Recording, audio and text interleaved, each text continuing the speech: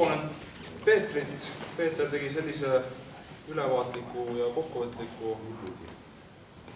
ütleme siis kõik näited, mis ta siin välja käis, me oleme samal seisukohal enamjaolt nendes asjades ja me kaalusime tükk aega, mida valda rohkem oleks vaja, kas kergliiklusteesi, tänavavalgustust, mis tegelikult on ju suures osas Valla- ja Maanteeameti koostöös valmivad projektid, et see on nagu vallarida ja mis näeme sama, et on spordisaal, noortekeskus, et kuna meil on endal siin paljudel lapsed, kellel 1, kellel 2, kellel 3, siis me seisame üldse ka liituda ja ütleme nende oma laste eest paljuski, kes täna õpivad, kes Laulasmaa koolis, kes Keilas.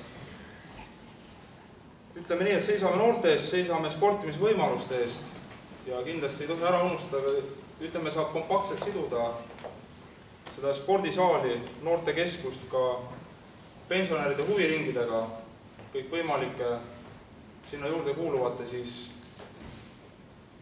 teenuste ja muude asjadega, mida ettevõtlusegagi siduda.